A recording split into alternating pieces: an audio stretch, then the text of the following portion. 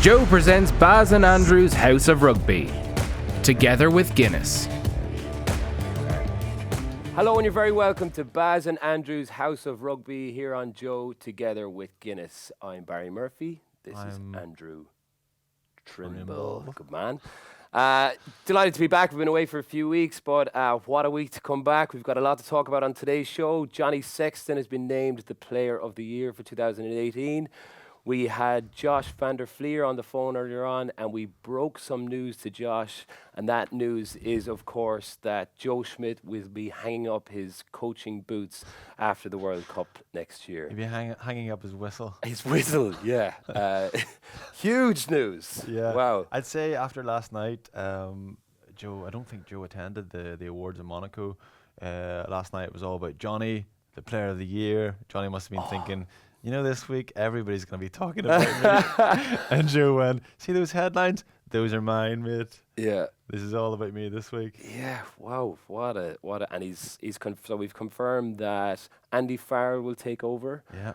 And yeah, I think the biggest news for me is that he's not going to coach. Yeah. I don't think that was on anyone's radar. Yeah. I think everyone thought it's got to be the All Blacks, and I think that was a bit naive, thinking that job would just become available to him straight away. But I think is it a massive compliment to us that he's done now? I think it is, I think him finishing coaching is probably a little bit of an explainer as to why he was a little bit more emotional in the last couple of press conferences. He was talking quite nostalgically about his time in Ireland, and obviously then he wasn't just talking about his time in Ireland or like one stage of his career. He was talking about his whole career in coaching, so you can see why he was a little bit more emotional than you thought he might have been. It's interesting though that people were saying, is he going to stay or is he going to go? It looked like certainly like he was going to go, but in typical Joe Schmidt style, he throws in something different, and like he does that with selection.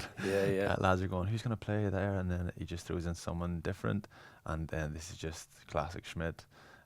He's gone altogether. Yeah. And will this kick them on? I think I wonder, like, will this make it a little bit more of an incentive to drive the team on, to win a World Cup for Joe, and considering what he's done for Irish rugby as a whole, I think over the last, I suppose 7 or 8 years since he coached with Leinster. I mean, I just find the whole Irish rugby community at the moment, from top to bottom, even from the fans, it's so inclusive and it's so funneled towards the Irish team and winning in the right fashion. Kind of like what the All Blacks have had for a long time. I think we're starting to emulate that, and I think a lot of that is down to Joe, the standards he's brought. Him finishing coaching altogether means it's not just an Irish story, it's a rugby story everywhere, because coaches everywhere are now starting to emulate Joe, and that happened in Ireland. Obviously the last few years you got like provincial coaches who have their stamp and their style as well, but bring in something. Joe does it like this, let's look at defending a certain way or attacking a certain way off scrum line, all this kind of stuff, all detailed. And then now everybody that's gone everywhere, because the second best team in the world beating the All Blacks, then everybody starts to emulate what's the magic formula. And then now that he's finished, then I wonder how long that'll last, or I wonder in 2 or 3 years' time, are we still looking at the best teams in the world coaching with that style, or could there be something new then? Or it's going to be interesting to see what way that's picked up after the World Cup, after Joe's gone. Yeah, he's gone. Just writing songs about him and stuff like that now, just these whimsical ballads about poor old Joe. Have you worked close with Andy Farrell? Yeah, he's had a big old impact, hasn't he? Yeah. Did he a similar vein of kind of attitude or personality to Joe? Yeah. The balance of the two of them works really well together, actually. So that'll be again hard to kind of follow up on that. But Farrell is probably a little bit more laid back. Joe is a little bit more like kind of wouldn't really switch off from rugby. He'd be kind of thinking about rugby. That's why he's kind of so thorough. Farrell kind of balances that a little bit. So does Simon Easterby as well. Actually, the three of them work well together. But Farrell, I'm not sure if he's had any other coaching role apart from defence. So I don't know. You'd imagine be someone else brought in to. Yeah, well, obviously he was a he was a 10 in his day. I know it was rugby league, and then he threw his hand at rugby union for a while. But he would have been quite a creative player back then. So he definitely has it in his armour. Oh, sure he in does. His rugby brain. So, but yeah, at that level to have coached the team and cover all aspects of the game, I suppose, is quite important. But working on the Joe for the next 12 months at least, I suppose and he's probably known for a while as well. Yeah, you would have thought so. Yeah. So it'd be interesting to see what Joe. I mean, if he actually just stops working, I can't imagine that he wouldn't be driven by something. I'd be really interested to see what he gets into, even if he takes a year or two off. Eventually, his style of kind of leadership and management is obviously works unbelievably well in a rugby context, but I think it could work well in any context, any kind of business context. And you'd imagine he would be getting offers left, right, and centre for that style, kind of thorough, detailed, pragmatic style to executing and delivering, be that sport, be that business, anything. He could do what he wants, that fella. He does a lot of kind of keynote speaking, doesn't he, at different businesses and companies around the country. And I haven't been to one, but I've heard he's brilliant. There's a lot of humour involved and a very inspiring. And I suppose this leadership, it does cross over massively from sport to business. We're kind of Hermitage Green are in the always looking for maybe another option for a management or. I thought you were going to say like a bassist. Was it your bassist didn't go on tour? Yeah. Oh, you're the bass player. I'm the bass player, man. Just imagine Joe Schmidt be turning his hand to music. That'd be pretty cool. Yeah, I'd happily take him on board. But yeah, what a way to go out to win.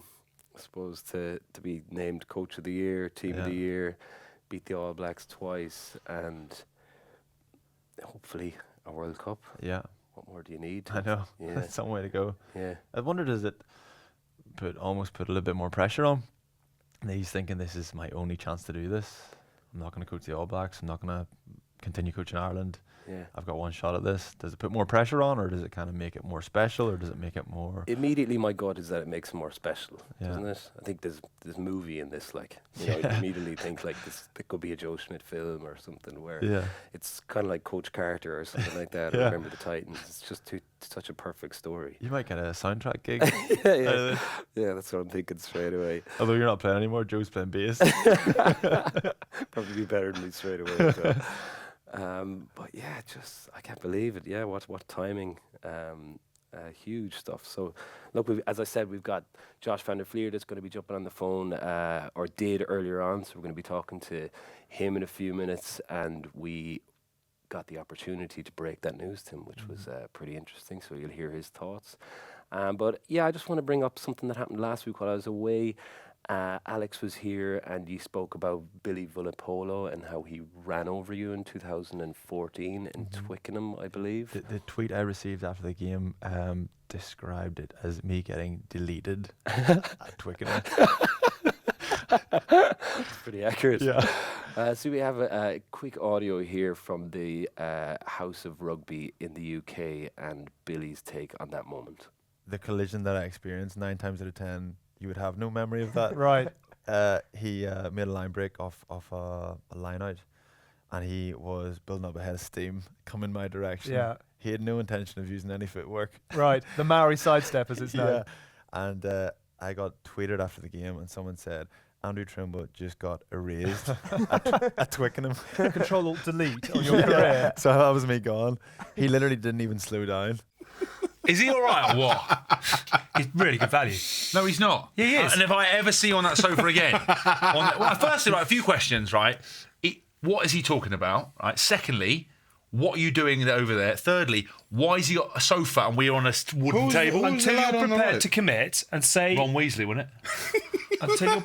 No, that was Carl. He's a very nice chap, and he's going to play Rugby United New York. We were actually talking about whether you might go out to play in New York. Oh, you were talking about me behind my back again, were you? To the nation. Yeah. What, the 5 listeners? Do you remember that incident with Andrew Trimble, or was he just another victim of I saw it a different roadkill? way. Someone slapped the ball down, and I came out. Devin Son actually slapped it down. I remember this, and I picked it up, and I remember Lenny shouting, "Just run!" And I was like, "I think I'm doing something wrong here."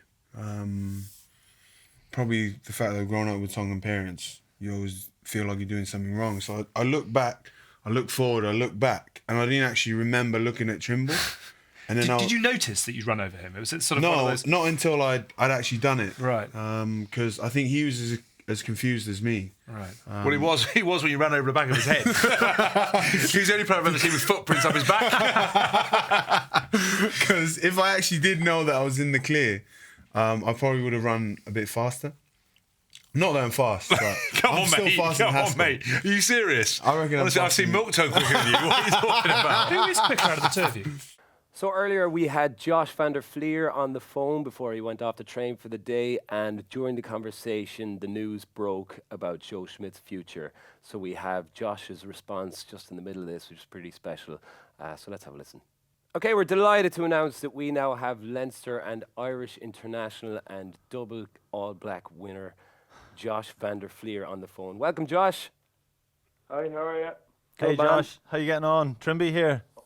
All good. How are you, Trimby? How are things? Yeah, good. Josh, have you come down from the amazing feeling of beating the All Blacks for the second time there a couple of weeks ago? We focused pretty quick on the USA game, so had to get over it quick. But it's nice. It's nice to kind of wake up yesterday and this morning having the November series finished, and obviously happy with 4 wins and 3 that I was involved in. So yeah, pretty happy to be honest. Yeah, Josh, I think you were speaking to the press after the All Blacks game. You and Lukey both came out with the same thing, and it was big game next week against USA, having arguably just become the best team in the world. Is it still that mindset, or surely there was an opportunity just to relax and take it easy that night? Yeah, I suppose I didn't really know what to say, so it was a good get out, I suppose. But I suppose we did enjoy ourselves kind of that evening, and had a chance to relax and obviously enjoy what was, probably didn't appreciate it as much on the day because we were just so focused on trying to do your job and trying to put a performance in. But then also you're kind of thinking, I can't go too mad here because we're hopefully playing in a test match next week. So what did you do, Josh? Do you go out with the All Blacks? Do you go out and have a night out with them, or do you keep it to yourselves and your family? We just kind of kept it to ourselves. We kind of had a good chat with a few of the All Black lads after the game, to the post match dinner, and kind of a few speeches and stuff, and got to chat to a few of the New Zealand boys, and then they were flying off early the next morning, I think, and then we just kind of kept it among ourselves, kept it quiet enough, and just kind of relaxed in the hotel. Josh, a couple of years ago, obviously we were both involved in that win in Chicago. I maybe naively thought that I was the magic formula to beating the All Blacks, but turns out it's you. Has that been put to you that you're the magic formula?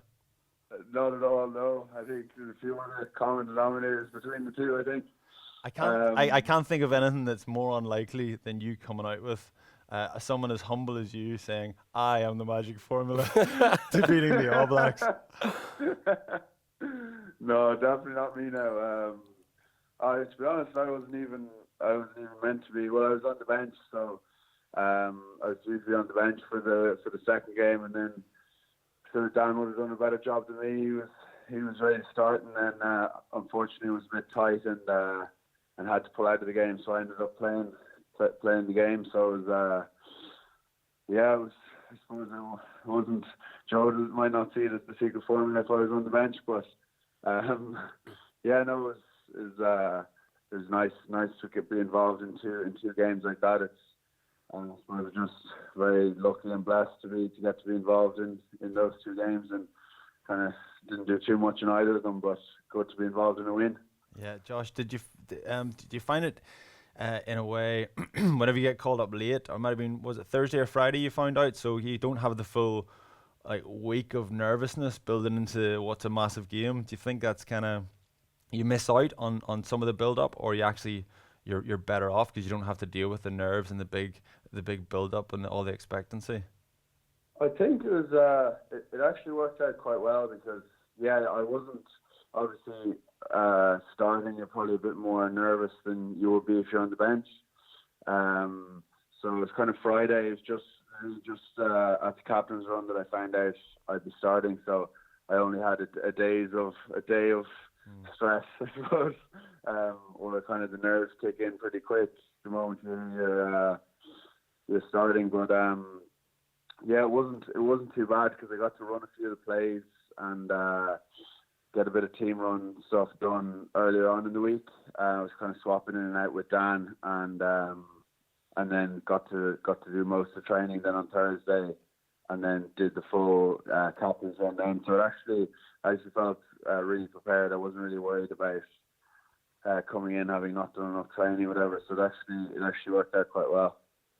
And you know, the fact that you were only supposed to be back from injury on November 20th, did it make it a little bit special, more special, I suppose, that you got back a bit early and got to be involved in such a huge November series? How much did that mean to you, having gone through, you know, all the trouble of getting such a serious injury out of your way and getting back on the pitch and taking part in those two huge games? It was really special. Now it was. I spent I was injured start of February against France, and kind of spent the next 7 months or whatever it was before I got back playing, just kind of thinking about what it's like to be back playing and what games I want to play in, and trying to get back for Leinster first of all, and try to get back in the team there, and then obviously hoping to get into the team after that. And yeah, it is really satisfying just when kind of set a goal like that, and then managed to get involved in a few Irish games, which is pretty incredible. Yeah, and did the knee hold up all right? Any troubles or any soreness now after the few games?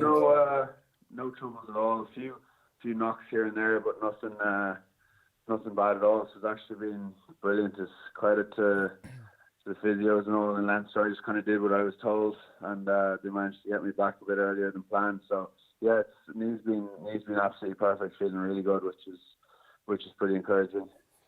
Brilliant. I'm always interested to hear how what players inspired other players in their growing up. Like, would you have had any particular number sevens that you would have been inspired by, or that you looked up to as a young player, as a teenager growing up, or any kind of style of seven that you would have like, let's say Richie McCaw or Neil Back, or Richie McCaw. In terms of watch around the breakdown, I always admired Richie McCaw and George Schmidt as well.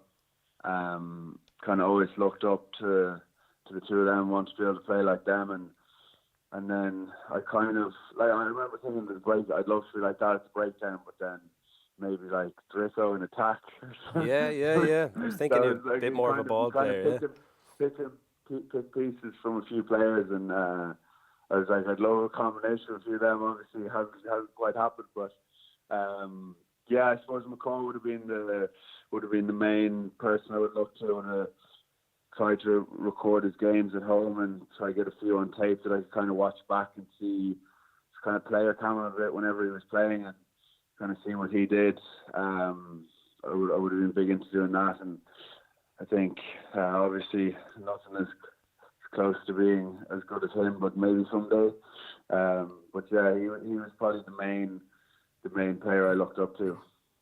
Josh, I remember your first encounter with Carton House whenever you initially got into the squad, and you were a youngster at the time, so I think you were kind of just in awe of the whole setup, and I just remember you going over to the breakfast bar, and just I think you turned to Johnny and said, "Can we eat whatever we want?" And then there was another moment where I think you're in the swimming pool, and there's that little machine. You stick your togs in and it dries your togs, and this blew your mind. So, is that kind of approach and that level of kind of treatment and luxury and professionalism, is that something you're kind of getting used to now?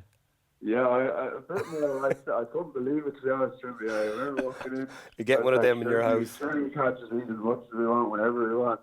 I couldn't get over that now. Straight from living in a student house, like 5 other lads, and then coming into this, into that was pretty mind blowing. I'd never been in a setup like that, so yeah, it's sort of getting used to it now, but it's still incredible to you kind of half forget and come down to breakfast in the morning and you're like, oh yeah, I can eat whatever I want as much as I want now. So it's pretty cool. I was quite afraid of those short dryers for a while. I thought you could lose a hand in one of those early days. I was like, Killiney Castle, I think, was where I first encountered one of them in an Irish camp, and I was like, fuck, this thing could take my hand off. Yeah, but I think a lot of people are speculating that that it's not actually Joe that's had a big effect on the team. It's been the tog dryers. That's why Ireland are performing so well. Right. They're just Could getting looked after. Could be onto something. Yeah. Josh, tell me this: are you do you still eat a lot of dark chocolate? I do, yeah. I do actually eat a lot of dark chocolates. Do you remember the conversation we had? Obviously, Josh, everybody kind of knows the way you are and how thorough you are, and how kind of you leave no stone unturned, and you're exactly the kind of Schmidt model of a player. And as part of that, you don't drink any coffee because you're trying to avoid caffeine. And I was able to point out, you were telling me how much you would eat a lot of dark chocolate and stuff. That would be a real like you'd be letting loose and snacking away on dark chocolate. and I told you there was caffeine in dark chocolate, and I thought you were about to burst into tears, Josh. It was just that I remember exactly where you were standing, where I was standing in Carton House beside the snack place. I was pretty disappointed to hear that now, but I'd be careful. I wouldn't have too much now. I'd be, 'cause I used to always have it just before bed, and then you told me that, and I was like, he's got to be winding me up. So I googled it, and it's true. So no, it's still snacking away on them. Oh, good man. Well, that's obviously. So my advice then is that's kind of shaped your career then a bit, has it? I suppose it has. Yeah, you could say that. Still influencing from the sidelines, Trimby. I love it. So I played my part in beating the All Blacks again then. Yeah. Well, Josh, we've got some breaking news that I'd like to just smack you in the face with here, and that's that Joe Schmidt has confirmed he will depart after the World Cup, and Andy Farrell will take over. Absolutely, yeah, huge news. Your thoughts on that? Well, that's pretty put me on the spot. Sorry, Josh.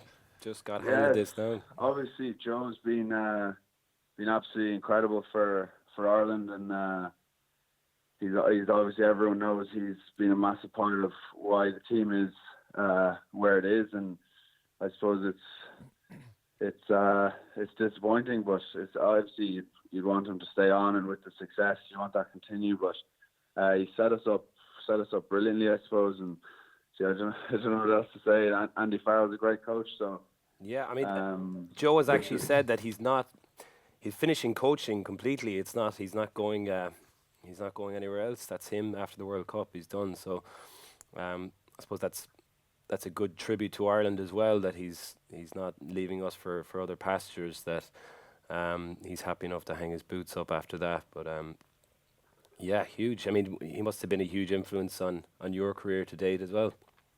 He was, yeah. I mean, when I first came into Leinster, he was head coach. I was in the academy. First training session with Leinster was with him, and then he gave me my first cap, Irish cap, then as well. So yeah, he's been a massive part of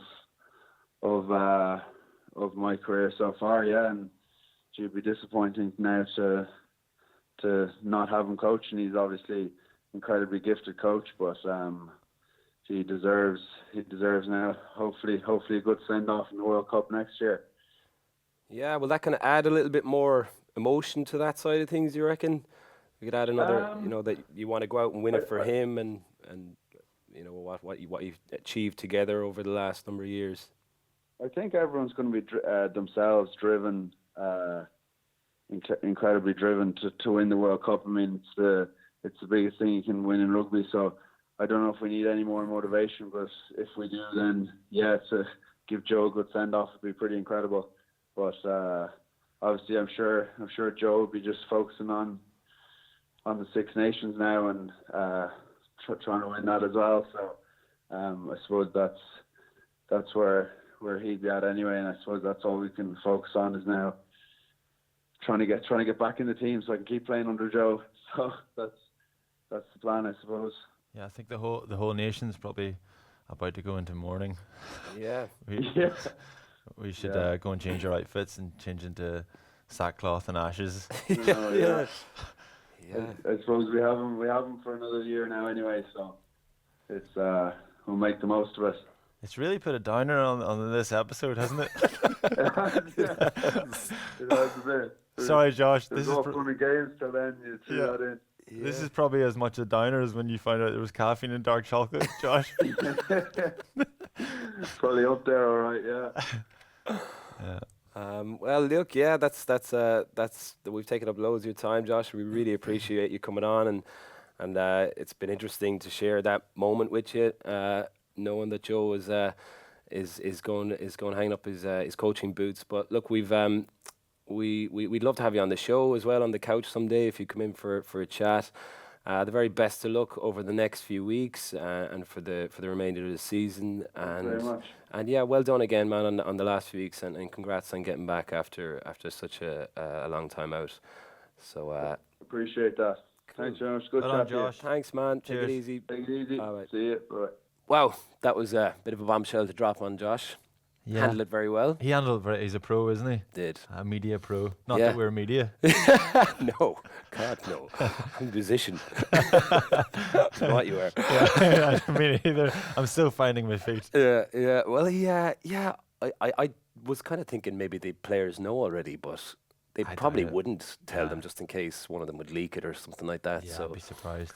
so that was genuine response. That was pretty cool. I think there's probably a lot of players who feel like Joe has had a massive impact on certainly, obviously, Ireland, right?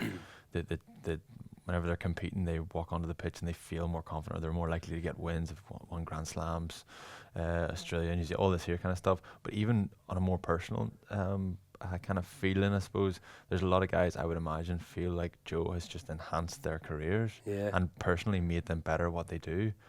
Do you think there's any of them that are relieved because he's such a maniac that he could be so terrified of turning up to training? I wonder. They're like, oh, thank God. Yeah, I wonder if there's a couple of guys who would be considered second string. Yeah. That would be going, I'm going to wait. I'm going to bide my time. Yeah. 12 months time, I'm going to shine. Swatting back in.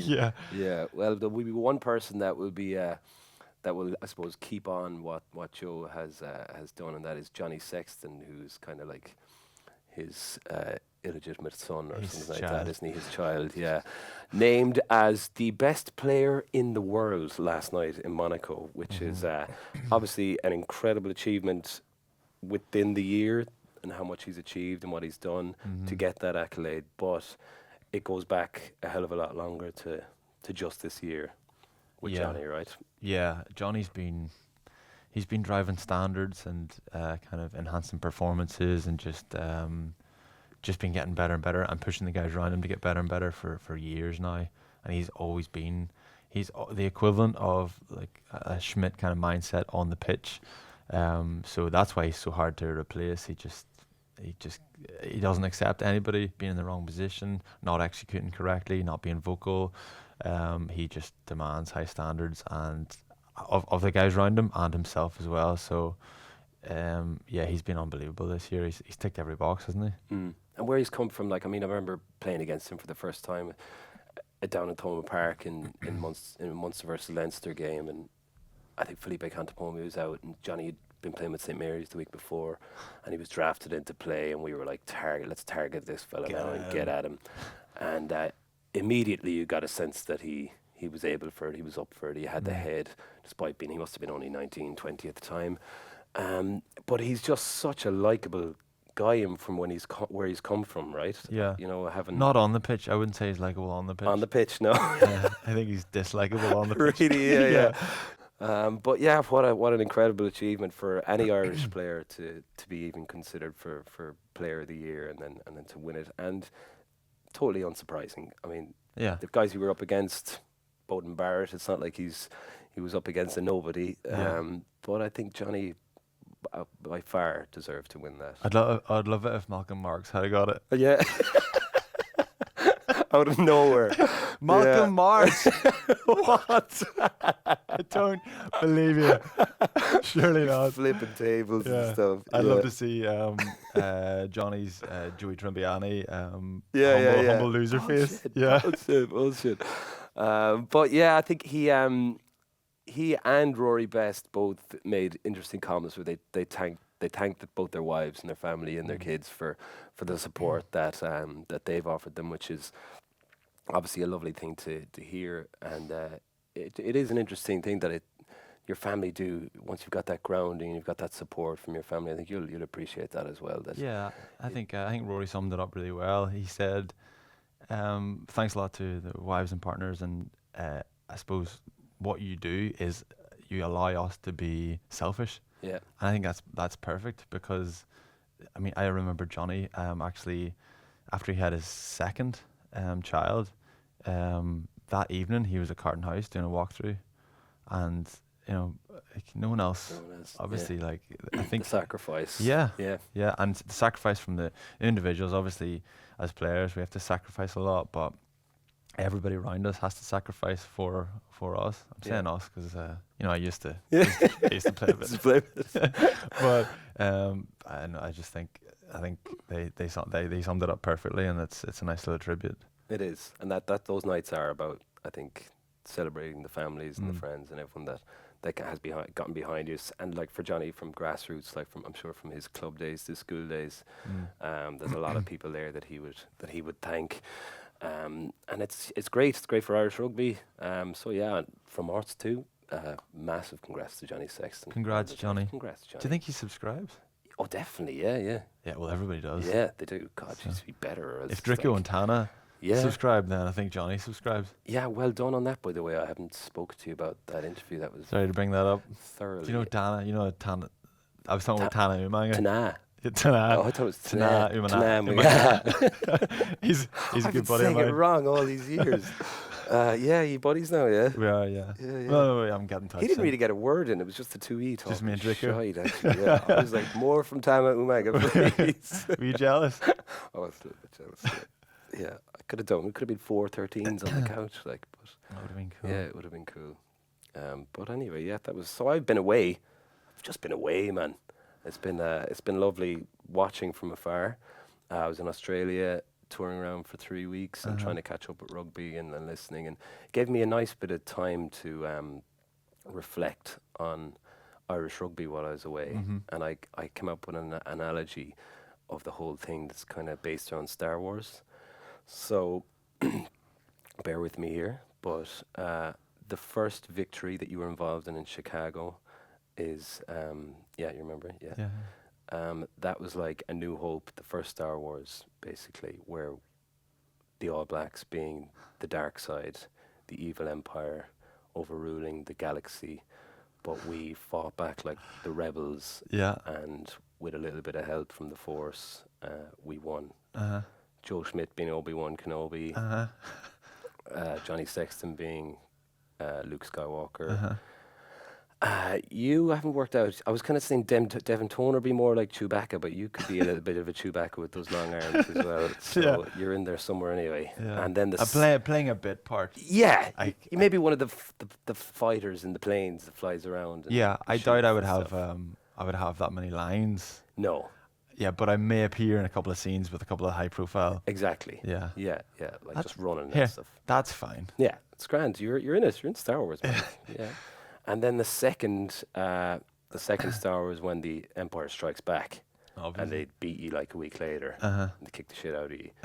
And that was like, oh no, we're not what we thought we were. The rebels were being defeated, and there was a bit of doubt. And there has been but we've been building back our strengths over the last few years and building our squad, and then the Return of the Jedi was. So on that occasion, Darth Vader was coming in like high shots on Zebo's head and stuff. Exactly. Yeah. Just evilness. Yeah. And so the All Blacks are like, they're kind of like stormtroopers because they're all so good. It's hard to pick out one and make them like a superstar. So they're all just like consistent stormtroopers everywhere. So just like, Jesus, one of them falls, and you just get another stormtrooper, and you're just like, Jesus. And but then so the Return of the Jedi was like when we last week or 2 weeks ago when we finally defeated them, and I think in our own, and we proved that this wasn't a fluke, that this is us taking over the mantle as potentially the best team in the world. Did any characters die between The Empire Strikes Back and The Return of the Jedi? Because that's me. That could be you, yeah. No, just kind of like nobodies. Just nobodies that no one really... There was a lot of nobodies died. There was a couple that like flew into things that probably... That's me. Yeah, like a kamikaze, but it was like, that was you. So you were kind of... long arms. Flying into things. Taking it out for the team. Boba Fett. Yeah. Oh, nice. I was kind of... Yeah, Boba Fett is like... He's quite greedy, wasn't he? Was he good or bad? I'm not sure. So you could be Boba Fett. I was thinking maybe... Yeah, George Hook is just Jabba the Hutt. It's pretty harsh, but it just put him in there anyway, you know.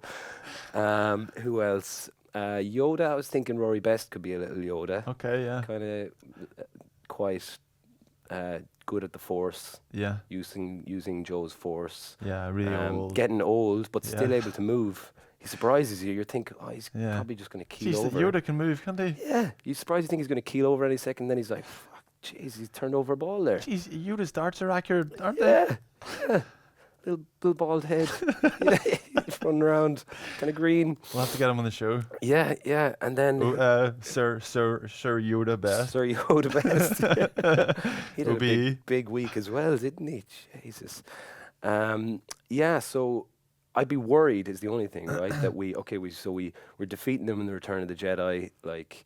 And the Ewoks are all like Keith Earls and Josh van der Flier and Bundy Aki and all these guys that the All Blacks probably didn't really acknowledge. Sometimes the All Blacks don't really do that. They only know one or two of our players, like Luke Skywalker and Peter Manny's Han Solo, obviously. Yeah. But then they start shoving spears into them and just throwing rocks at them and stuff, and they surprise them how actually brilliant they are. Yeah. So we end up defeating them, but now we're at a stage where we're the best in the world, and now they know our names. We don't want. How do we maintain this? And my fear is that we might get a bit arrogant. Now that Joe Schmidt's gone, like we don't want to do what Star Wars did and like employ Jar Jar Binks as our next coach. Just take a shit all over the Jar Jar Farrell. Yes. Well, I think now that.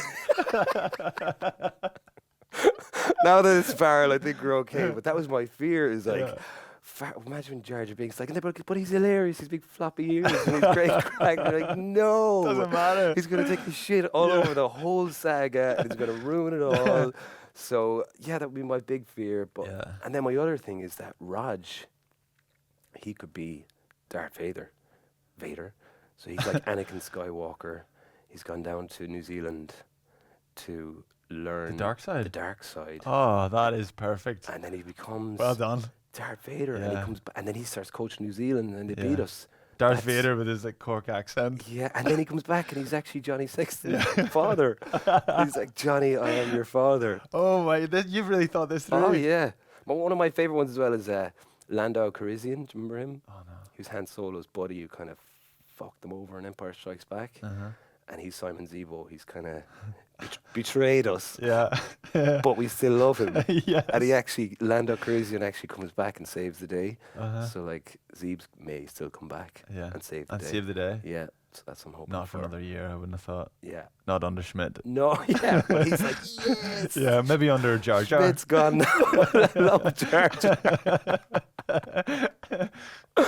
Yeah, so that was my take. That was the only work I did on rugby in the last 3 weeks. So well done. Pretty okay. Very good. Very good. It's consistent. It works well on so many layers. Yeah, I think we need to get like a video of this, maybe some of the music, or that big long scroll thing that hangs at the top of Star Wars. Yeah. You know. Well, anyway, that's it. Yeah, that's my. In a galaxy far, far away, let's hope we win the World Cup. Baz, how have you Have you found, has there been anything, obviously new headsets, new Yeah. microphones, Very cool. but yeah, I mean, watching from afar, have you seen like the development of Baz and Andrew's House of Rugby? Absolutely. I've seen you just come into your own, man. You didn't even look like you needed me. Oh, I For a did, while. Baz. I Did needed you? I thought this would have been a brilliant time. I know we talked about the Wayne's World, the revamp, but I would love it if you had come back and we'd have had like the Wayne's World, the rebrand, and you'd be like, lads, I'm outside here, and we're going, oh, that's the old studio. We've got one in Ballsbridge here now. Completely forgotten about Yeah, me. yeah, and we've got like these microphones that hang down, like we're on showbiz, and I'm in a tuxedo, Yeah. and we've got like a band, like the Saturday Night Live Yeah. band, and you're going, what's happening? Our first guest is like Lady Gaga, and you're going, what has happened?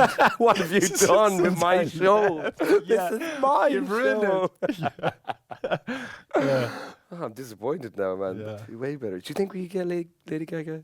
I think so. I think so, yeah. Yeah. I think, well, we made about, sorry, Josh, but we made about 15 phone calls. yeah. We ended up on you. Yeah.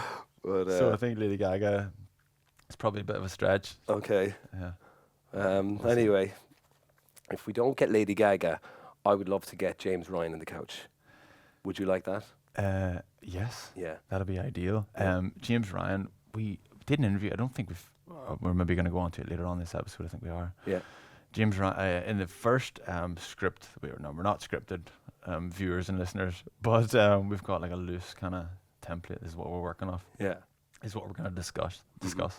And it came up and it said the Leinster Phenom, and I think this is our like one of our early episodes, the Leinster Phenom, and I went, oh my goodness, we are so high profile. That's the Undertaker from WWF, the Phenom. You know, that's what they called him in WWF. No, I didn't know that. That's what they called him. Yeah. Yeah, the Phenom. What does that mean? I don't even know what that word means. It's like I was just about to bluff there and said Right. it's like phenomenon abbreviated. Okay, so it's But I don't know. P-H-E-N-O-M. Yeah. Right, I okay. haven't a clue if that's what phenom means. That's what I was thinking. It probably Yeah. does. So, Yeah. so you think he's like the Undertaker from? Yeah. That's great. And Yeah. your man But Al- James Ryan's like high profile enough. Yeah. But the Undertaker Yeah. would be up there with Gaga. Yeah. I'd love to get him on. What a And combination. his little buddy with the urn, Yeah. Al Gore. What is it? Al Gore. What's his name? That wee fella. Al Gore. Yeah, he was vice president and then also the hype man for the Undertaker. Yeah. Al, whatever his name is, something Al. If I will. Oh, it was something like Paul Bear. Yes. Bear, Well sorry, done. not Al. Yeah. Well done. Paul Bear, yeah. Yeah. Yeah, that was great. Yeah. Anyway, but just in case we don't get The Undertaker Yeah. or Lady Gaga, we had producer Pat went and met James Ryan and had a chat with him in his nifty Canterbury gear. Was there a bit of back row for you as well when you were starting off, or was it always kind of locked? There was. I actually played full back in junior school when I was in 6th class, and then first year was open side. Second row, third year, number 8. Then from 4th year I was into the death row. So, so that's kind of how it evolved. Yeah. And I'd heard a story as well that I think it was Brian had mentioned as well that when you were playing against Newbridge in that final that you'd done your MCL, your medial ligaments, and was that was it a thing that you thought you could play through the pain, like you thought you could get through it? Yeah, it wasn't actually my MCL, but I did damage it. I don't even remember what I did to it, but yeah, I mean, to be honest, barely felt it. Like, it was a junior cup final, and it was in a packed Donnybrook, and we were on the verge of winning. So I think anybody would have done the same, really, and our team anyway. And did it cause you pain afterwards? Like, did you, to get through something like that, did it cause you some pain afterwards for a couple of weeks? Yeah, it did. Like any injury, it was a bit sore for a couple of weeks. Luckily, the season was kind of over at that stage, so it was no big issue. Yeah, I was talking to Gary and Robbie being here as well, and we're all going on about that game against the All Blacks in Chicago, and the fact that the boys kind of got to experience that as well. But this was there's already talk of you at this stage maybe making a breakthrough to the team, but you had a pretty bad hamstring tear, wasn't it? That kind of knocked you back a few months, didn't it? Yeah, I suppose it did knock me back a bit. It was kind of my first long-term injury, so it was a bit new to me. that kind of extended period on the sidelines.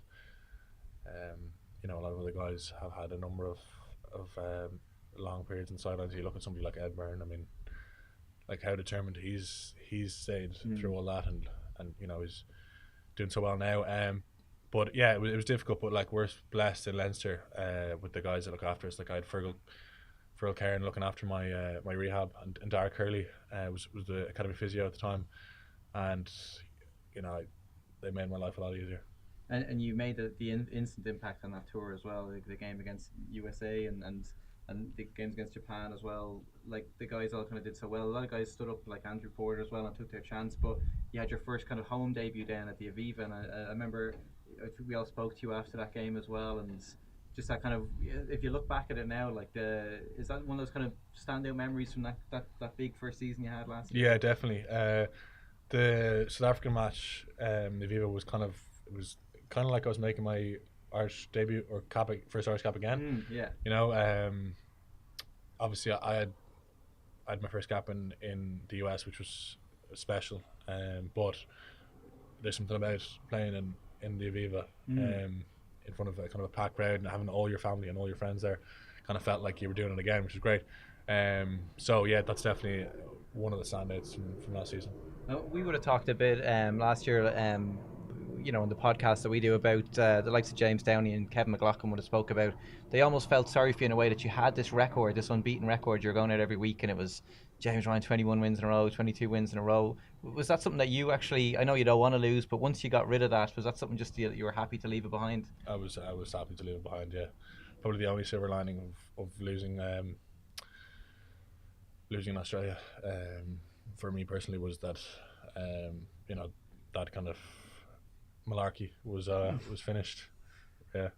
And there's the I think it was the famous story, I think was maybe Johnny Sexton, was the story about after you guys won the Grand Slam, so yourself and Dan hitting the gym as well a day or two after. But surely, I want to know, in the middle of it all, you did go out and have fun and have a couple of drinks in the middle of it all. Well, Sexton saw us coming into the gym, but I'm not going to lie, we were going in for a swim. So we weren't hitting the gym, but no, I did. It was class, unbelievable celebrations. Then I got down to Galway as well. We got about 5-6 days off, so I headed west with 2 or 3 mates. So I did soak it all in, and I enjoyed it while it lasted. Thank you to producer Pat for talking to the phenom, James Ryan there.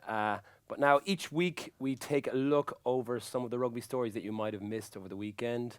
And we're going to start with the English match in Twickenham versus Australia. Did you see that? I did, yeah. Yeah. Big win. A few talking points. Owen Farrell's tackle. Second one in a few weeks.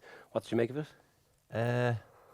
Very similar to the to the other one, only maybe he might have got away with it. Well, he got away with the last one as well, I suppose, but this one he got away with it more, I suppose, because it was slightly less dominant a collision, in that he went back as well, and it wasn't as powerful a shot. It was as powerful a shot, but it wasn't as dominant. He's so man for a shot, like. Oh my goodness, he must be so powerful. Like, yeah, because he was off balance. Yes, he's going across. I know, and it was a huge collision. Like, yeah, I know. Yeah. Just timing wise, I suppose he just probably planted his right foot and got under him, but he didn't wrap. He didn't wrap, did he?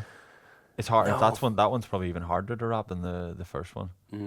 Again, when I was chatting to Drico, he said that in his chats with the referees after the first one, because Drico came out on Twitter and said that it shouldn't have been a penalty, and it wasn't a penalty. Yeah. But then he was corrected by the referees. They said, so if you hit with that shoulder, you have to wrap with that arm. So he hit with his right shoulder and only wrapped with his left, partially with his left, which isn't good enough. You have to wrap with the shoulder that you hit with. So, yeah. But I suppose in that one, that's irrelevant because neither arm went near wrapping.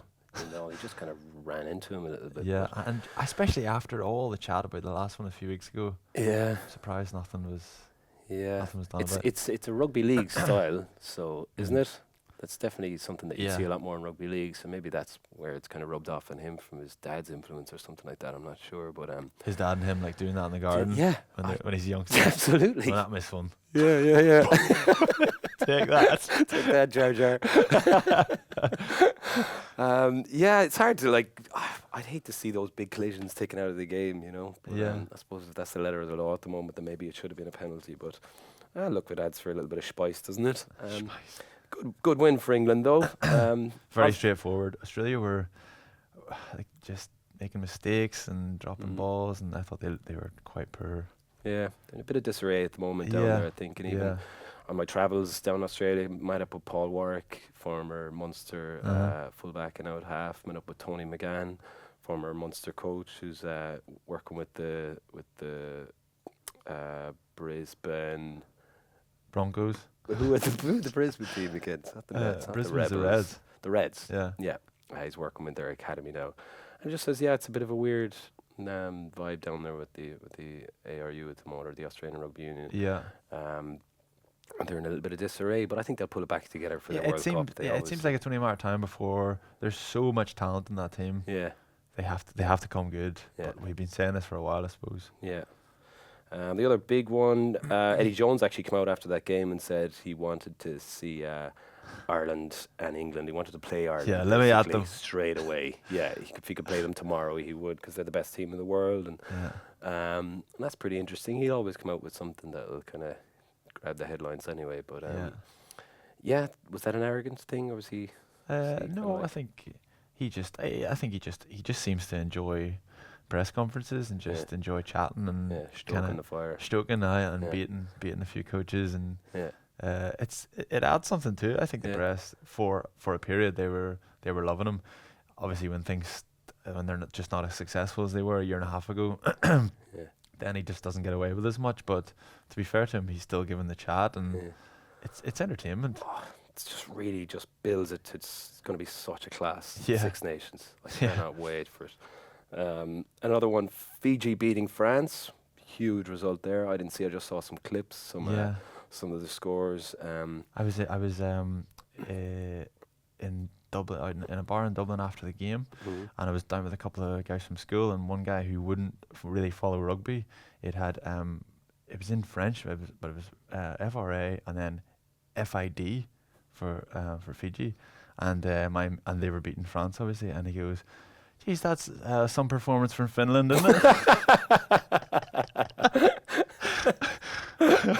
Brilliant. Why was it FID? I think it must have been like the French. Like, okay. Sorry, I got you. Right. Yeah. It was so I mean, it's only a matter of time before Finland become a. But before Fiji really start beating, the likes of France or. Isn't that so French though? Isn't it so French just to be, dominating sides one week and then just kind of struggling the next, and it's just so they're so reliant on their talent and their flair, and that's why they're entertainment to watch, I suppose. But as you say, then there's obviously Fijians. There's plenty of them playing in France and plenty of them dominating week in, week out. So as you say, there's if you put 15 talented individuals together. It's going to be a tough group. They're in with Wales and Australia in the group. Yeah. That's going to be an interesting one. Again, no easy groups, but that's certainly going to be a tough one. Elsewhere this weekend, some great results for the Irish provinces in the Pro 14 Guinness Series. Did you get to? You were at the Ulster match. I was at the Ulster. Were in the Scarlets, and they got beat. Yeah. It's a miserable place to go. That was the last game I played over there. That finished me off. Really? It was just so cold and miserable and wet.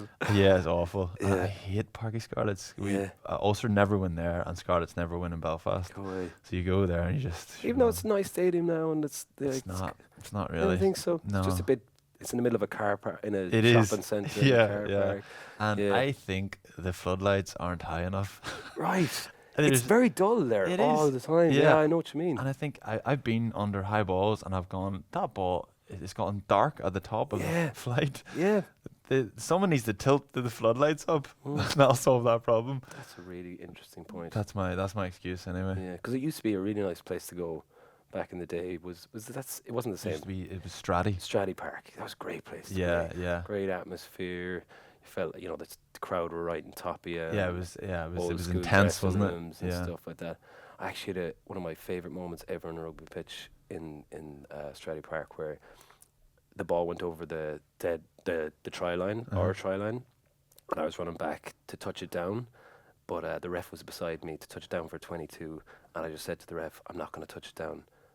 And he goes, okay. So I pretended to touch it down, and then I walked out, and everyone else had presumed I touched it down, so they thought I was going to take the 22.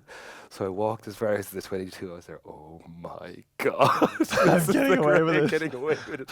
And I was kind of walking quite fast, and then I just took off. Brilliant. Up the field, and It no worked. one knew what to do. And the worst thing about it was, even the camera crew presumed that I was going to take a 22, so they like flicked to someone else in the stand or something like that, so it was never picked up on TV. Oh, Barry, It that's just brilliant. flicked back, and I got tackled maybe down towards their 22. You made it all the way to Oh their yeah, way it's too. just like sprinted straight Do line. you think maybe if you just kept walking, they would have just thought you were if you just like never actually give the game away, Yeah. and then just put the ball down? Maybe, yeah. Like Start these- pointing at people and giving out. No. Really fast. I love if the ref had screwed you and he was like, "What are you doing, man?" Yeah. He's in on it. You but touched it out. Yeah. No, I can't remember who the ref was, but yeah. very anyway. sound to him. Very sound. Yeah. Yeah, he appreciated it. Yeah. He was having a good laugh off it. Yeah. But I'm yeah, not- some I'm not great gonna put it results. down, right? yeah. But some great results for Munster, Connacht, and Leinster. I think Munster, I suppose talking point there. Yeah. Great to see Conor Murray back. Yeah. And Chris Farrell and Ronan O'Mahony and even Tyler Blend all over the last few weeks. Yes, playing 12. Yes, he played 12 on Yeah. yeah. Bill Johnson was 10. Yeah, it's great it's a great position for Munster to be in. Yeah. Great for Connor to get back. Actually, Connor was my Princess Leia. I forgot to mention that earlier on. Right. Yeah, because we didn't know where Princess Leia was a bit off in the second Star Wars, which Connor's been a little bit like, didn't know what's wrong with him over the last while. She got a pain in her neck or something like that, and now she's back and we're all over again. Princess Mary. Yes, yeah. But yeah, great to have him back. Even Chris Farrell, like he's one that goes under the radar. Like, Yeah. what an unbelievable player. And an Class asset. player, isn't he? Yeah, Yeah. Like, did you play much with him up in Yeah, Ulster? he I think he might have done his ACL back in the day when he was in the Ulster Academy. Mhm. He had a couple of injuries in a row and he never got any joy, and then he took off to Grenoble. But he was always one that everybody was saying he's pretty talented. He's 6'4", 18 stone, 13. Like, great skills though. Yeah. That makes you think that he's going to be physical. Like he obviously is pretty physical as well, Yeah. but he's got great skill great, set. and his running lines are like Yeah. incredible. Whether it's a decoy running line or a hit line back off a 10 or a 12, that's one thing that's really stood out to me. Yeah. He's not just a lump; he knows what shoulders to target and how to sit people down. Yeah, I think Joe rates him as well. He could get back in the mix for Six Nations. Well, I think Joe's always, when he won that man of the match against Wales last year, I think Joe's comments after the game were that he's a very nice person. That's what he spoke about, and I was like, that's lovely. You know, he's like just said like he's a really cool guy, and he does come across like that. And what a headache that's going to be if you have the likes of, Henshaw, Aki, Ringrose, Farrell, all of them fit at the same time. Like, who do you pick? Yeah. What a kind of combinations we have in our armour. Yeah. But yeah, again, and then Leinster on Friday night. Again, blood and some absolutely brilliant players. Again, it's crazy the conveyor belt they have up there. Yeah. Scott Penny made his debut there. Yeah. 7, another Michael's boy. Yeah, I think he scored something like 8 tries for Leinster A this year already, or something ridiculous like that, and only after coming out of school this year as well. Yeah. They have what were you saying? I think 18. 18. That was including Cathal Marsh, who's Yeah. just moved on. So 17, I think 17 in the current Leinster squad. Michael's boys. Yeah. Yeah, incredible. And then 2 elsewhere, 2 in Connacht, Cian Kelleher and one other. Can't remember who it is. But like that's so I'm going. So people talk about the Leinster juggernaut, the production line, and just feeding provinces with players who are class, but just not class enough to play for Leinster. Yeah. And then look at Scott Penny, like the guys that are ahead of him now at 7. Like you've got Sean O'Brien, Van der Flier, Dan Levy. Who else? Rhys Ruddock's played 7 this Ruddock, year. Yeah. So arguably Scott Penny's then their 5th choice 7. Yeah. Anywhere else you'd be going, geez, your man, his 5th choice can't be up to much. Yeah. But I bet he's good. Yeah. I bet he's going to be handy. Yeah. But that's the way Leinster do it, isn't it? Yeah, and it's great, and just a tip of the hat to all those schools teams that are, or the schools that are producing these players, and the coaches that are the coaching that are going on in those Yeah, schools. they're professional before they're professional. Yeah, and aren't that's they? the difference, I think, at the moment. This conveyor belt of players coming through. But yeah, so very interesting few weeks ahead, or whether these players, do you reckon the Irish players will go straight back into the provinces this weekend, or Yeah, get a bit of a rest for yeah. the Guinness Pro 14 this week? Yeah, there was about 5 or 6 Leinster players were released last week, Yeah. and then none of them featured. So they've had their week off. Yeah. The rich get richer, don't they? Like the best teams about, like the Leinster kind of, they have the luxury of being able to rest and rotate, and then the guys come back in 100% feeling sweet, having not played that much rugby, just get straight into Europe.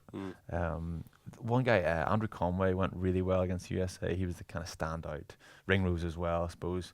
But Conway, it feels like a year ago he was next in line for the Rob Kearney's throne. Yeah. And then it seems like now Will Addison's got in there, and now Jordan Larmour's got in there, and Conway's kind of he definitely hasn't been forgotten about, but he's kind of just not been talked about as much. And it was nice to see him coming back in.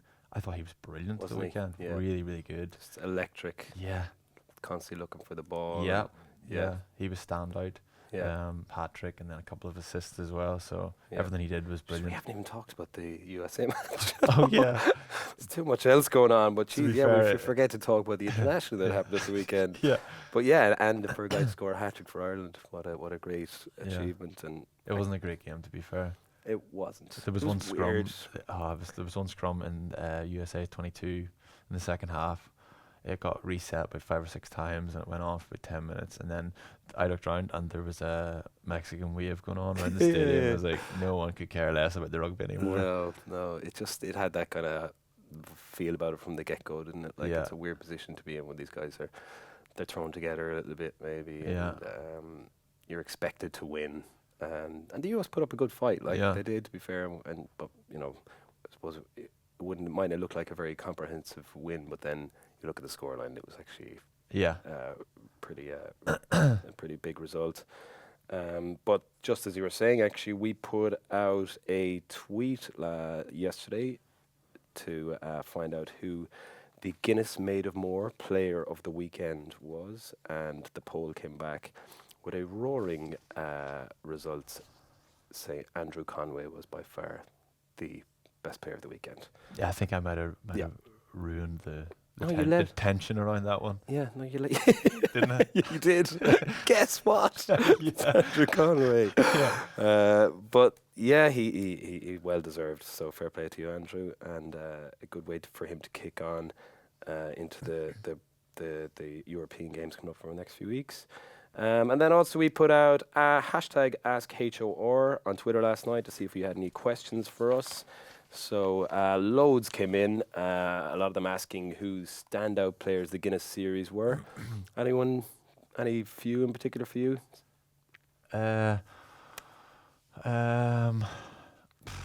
Josh Van der Flier went really well. James Ryan went well. Pete O'Mahony, I suppose. Oh, Pete, Yeah. of course, yeah. To be honest, most of them. I mean, the other 3 games were just nothing by comparison. The Argentina game, USA game, no atmosphere, flat, and kind of you just got through them. But everything was about that New Zealand game, and everybody played out of their skin that day. To be fair, it's hard to single a few guys out. But yeah, James Ryan. James Ryan, yeah, clone him. Tommy Burke wants to know how Ireland are going to fix their line-out heading into 2019. Seems to be trouble whenever Dev Toner is not there. I'll leave you take that one, man. As a line-out As a specialist. line-out specialist, yeah. Yeah, the line-out was poor, I suppose, the weekend, wasn't it? It was a bit rocky. Yeah, I don't know. I don't know. Yeah. To be honest, I switched off a few times during the game. I wasn't really. Yeah. I was commentating and I was still You were wasn't really still paying switching. attention. Sort of yeah, I think look, it's hard when you lose, especially Pete O'Mahony and Devon Toner, like 2 of the best line-out operators in the world. So when you do take them out of it, there's obviously going to be a bit of a step down. But look, we've got Hendo and James Ryan and these guys that are they're there for a reason. Even Tyg Byrne showed some incredible athleticism at the weekend with just catching kickoffs and stuff, Yeah. which I think Dev has been ruling the roost with that over the last few weeks. But look, I think there's an abundance of talent there, and you can't just judge that off. Lineouts are complicated as well. It's whether the hookers throwing, the calls, the jumps, the lifts. So I'm sure it is something that they'll be looking into and they'll get right. And that's kind of about the most of it. Someone also did tweet me last night asking who is Baz. So Tweeted you? I put it out on Twitter, any questions tomorrow, and someone goes, who is Baz? So I am Barry Murphy. I used to play rugby for Munster, and I am now in a band, and I am the co-host of Baz and Andrew's House of Rugby. So thanks for your question, dude, whoever you are. So we will answer any question. Yeah. Like, we'll answer that. Don't be thinking, is this question a bit silly? Not as silly as that one.